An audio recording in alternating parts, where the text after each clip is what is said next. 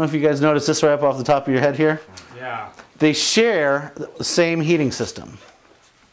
So when we decide how things are connected, they share the same heating system. They are connected through a convoluted series of doorways. They are connected to the same air. So technically this is the same space. But what we're going to want to find out pressure-wise, when we do our blower door test, we'll do the blower door test with all the series of doors open, then with all the series of doors closed.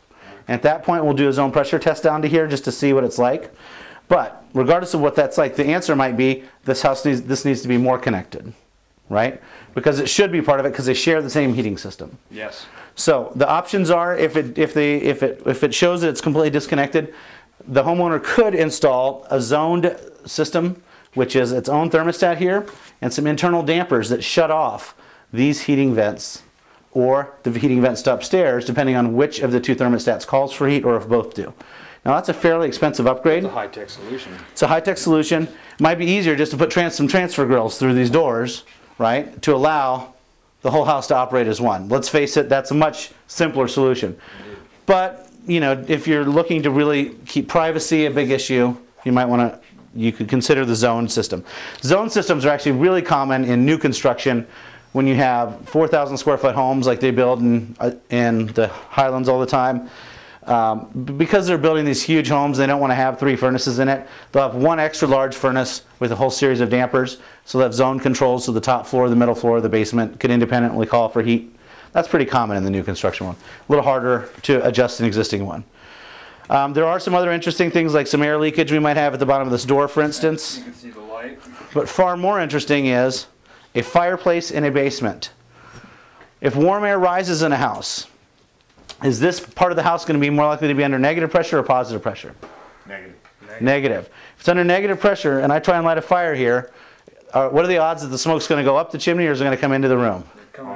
Come into the room. Homeowner, has there ever been any complaints that smoke comes into the room? Shine your light. Yes. So that we've had some complaints. We've had some complaints that smoke has come into the room. So building science doesn't fail us. Indeed, we found that's an issue. So the homeowner or the renter here uses it apparently for some candles at a time, but you can tell if you look in here, this is not filled with ash. This is not something that's being regularly used.